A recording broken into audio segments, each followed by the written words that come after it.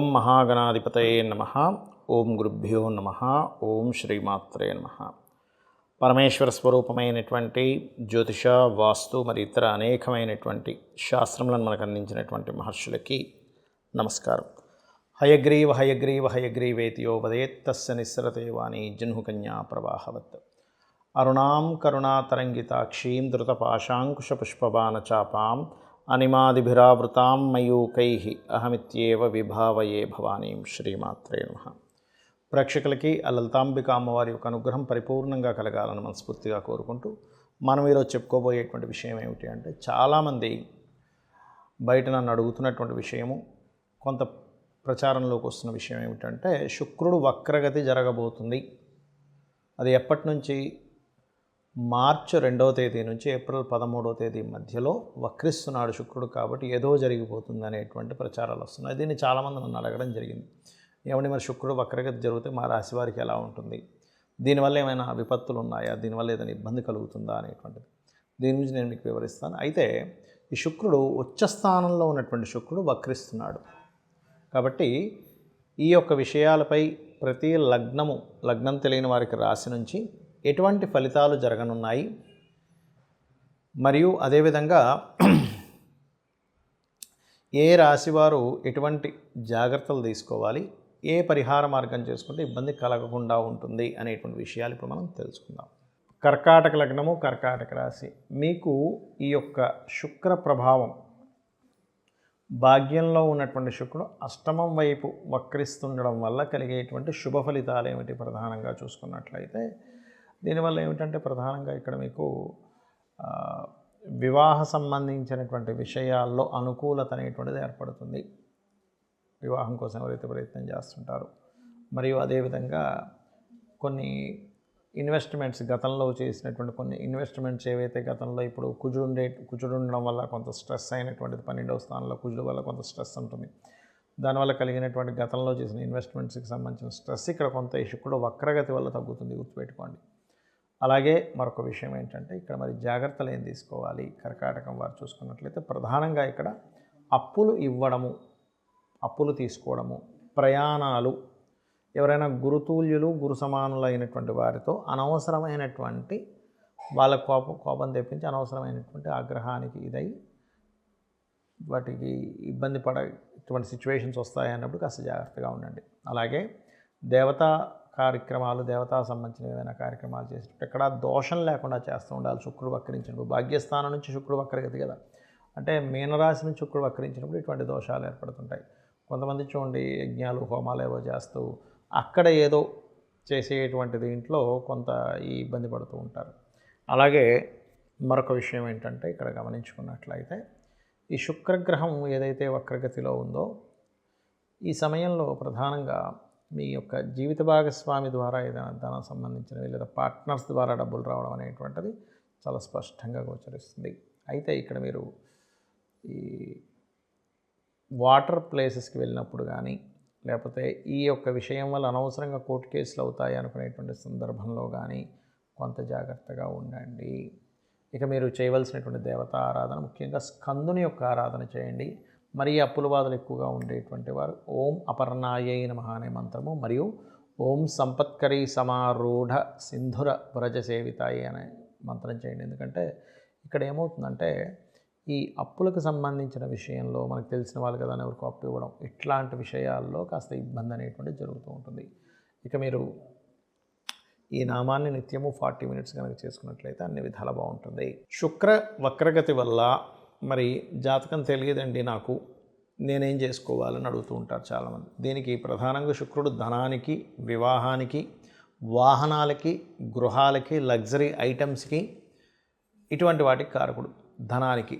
దీనివల్ల ఏమిటంటే, ఎవరైనా సరే ఈ యొక్క అంశంలో శుక్ర వక్రగతి వల్ల వీటికి సంబంధించినటువంటి విషయంలో మీ జాతకం తెలిసినా తెలియకపోయినా, మీ నక్షత్రం ఏదైనా కానీ వక్రించినంత కాలము కూడా, అంటే మార్చి 2వ తేదీ నుంచి ఏప్రిల్ 13వ తేదీ వరకు ఈ యొక్క విషయాల పట్ల కాస్త జాగ్రత్తగా ఉండండి.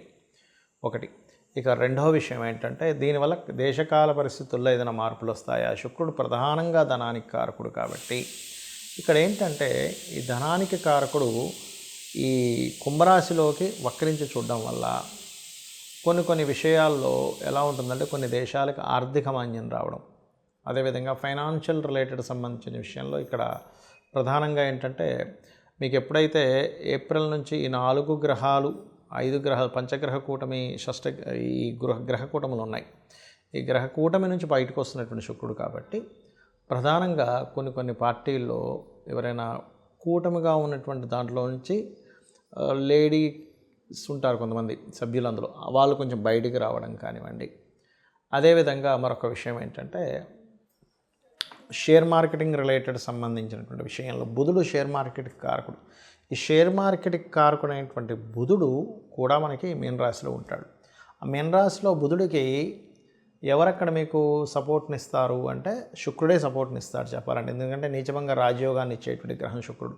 కాబట్టి ఎప్పుడైతే ఈ 2 మార్చి నుంచి ఏప్రిల్ 13 మధ్యలో సడన్గా ఒక్కోసారి చూడండి షేర్ మార్కెట్ విషయంలో డౌన్ఫాల్ అయిందండి అంటూ ఉంటారు, అలా సడన్గా తగ్గడం కానివ్వండి. అదేవిధంగా మరొక విషయం ఏంటంటే ఇక్కడ ఈ శుక్రగ్రహం వల్ల కొన్ని లగ్జరీ ఐటమ్స్ ఇట్లాంటివి ఉంటాయి. లగ్జరీ రిలేటెడ్ సంబంధించినటువంటి ఐటమ్స్ విషయంలో కొంతమంది చూడండి ఈ బిట్ కాయిన్స్ అని రకరకాలవి పెడుతూ ఉంటారు. అటువంటివి ఏవైనా ఇన్వెస్ట్మెంట్స్ చేసేటప్పుడు కాస్త చూసుకొని చేయండి. వక్రించినప్పుడు ప్రతి గ్రహము కూడా ఇక్కడ వక్రించడు. కొన్ని శుక్రుడు, బుధుడు, రవి వక్రించదండి, శని, గురువు, అదేవిధంగా కుజుడు వక్రిస్తాడు. ఈ వక్రగమనం అంటే నిజంగానే వెనక్కి తిరగడం కాదు, ఈ యొక్క సర్కిల్లో మనకి వెనక్కి వెళ్ళినట్టుగా ఆ యొక్క ప్రభావం పడుతూ ఉంటుంది, అంతేగా నిజంగా వెనక్కి అని రావు. రాహుకేతులు సహజంగానే వక్రించుంటాయి. అయితే ఈ వక్రగతిలో గ్రహాలు ఉన్నప్పుడు ప్రత్యేకంగా మీరు అమ్మవారి యొక్క నామం, ముఖ్యంగా లక్ష్మీదేవి యొక్క అష్టోత్తరము, లక్ష్మీ స్తోత్రాలు, దేవి యొక్క ఇవి చేస్తూ ఉన్నట్లయితే అన్ని విధాలా మీకు బాగుండడం జరుగుతుంది. అయితే ఇక్కడ ఈ శుక్రవక్రగతి వల్ల చేయవలసినటువంటి దానాది ప్రక్రియలు కానివ్వండి, గోసేవ కానీ ఏం చేసుకుంటే బాగుంటుంది అని చెప్పి చూసుకున్నట్లయితే ప్రధానంగా ఇక్కడ మీరు ఈ సమయాల్లో శివార్చన చేసుకునేటువంటి వారు తీపి పదార్థంతో లేదా తేనెతో శివునికి అభిషేకం చేస్తే కూడా దీని యొక్క ప్రభావం పడదు. రెండవది, గోవులకి 3 చపాతీలు తీసుకొని దాని మీద తేనె పూసి చక్కగా మీరు తినిపించినట్లయితే, అలా తినిపిస్తూ కూడా లలితా సహస్రనామాల్లో ఓం కామేశబద్ధం మన లలితా సహస్రనామాల్లో ఓం సంపత్కరీ సమారూఢ సింధుర వ్రజసేవితాయై నమః అనే నామస్మరణ చేయడం చాలా ముఖ్యమైనటువంటి అంశం. అదేవిధంగా మరొక విషయం ఏంటంటే ఇక్కడ ఈ యొక్క శుక్రగ్రహ సంబంధించినటువంటి విషయం ఏదైతే ఉందో ఈ కాంబినేషన్లో పర్టికులర్గా మరి కొంతమందికి శుక్రగ్రహ ప్రభావం వల్ల వాహన సంబంధించింది కూడా కొంచెం జాగ్రత్తగా ఉండాలి. వాహనాలు కొనుగోలు చేసేటప్పుడు, గృహాలు కొనుగోలు చేసేటప్పుడు అని చెప్పాను కదా. ఎప్పుడైనా సరే ఇలా వక్రించినప్పుడు మీ జన్మజాతకంలో కనుక వాహన సంబంధించిన కొనుగోలు చేసేటువంటి గ్రహాలపైన ఏదైనా పాపగ్రహ సంచారాలు జరుగుతున్నా, లేదా మీకు నడుస్తున్నటువంటి మహాదశల్లో అంటే 3వ స్థానాధిపతి లేదా 11వ స్థానాధిపతి, 9వ స్థానాధిపతి ఫలితాలు వస్తున్నప్పుడు కూడా వాహన సంబంధించినవి కొనుగోలు చేయడము, అదేవిధంగా శుక్రుడు పాడై ఉండి కొంతమంది జాతకాల శుక్ర మహర్దశ నడుస్తున్నప్పుడు కూడా ఈ వక్రించినప్పుడు కొంత జాగ్రత్త పడాలి. ఇవన్నీ ఒక ఎత్తు అయితే ఇక్కడ మీరు లలితాంబిక అమ్మవారి యొక్క అనుగ్రహాన్ని మీరు పొంది అంటే నిత్యము లలితా సహస్రనామాలు చేసుకుంటూ గోసేవ కనుక చేస్తూ ఉన్నట్లయితే లేదా లక్ష్మీ అష్టోత్తరాలు చదువుకున్నట్లయితే శుక్రగ్రహ వక్రగతి అనేటువంటిది మీకు ఎక్కడా కూడా నెగిటివ్గా పడదు, పాజిటివ్గా ఉంటుంది. శ్రీమాత్రే నమః.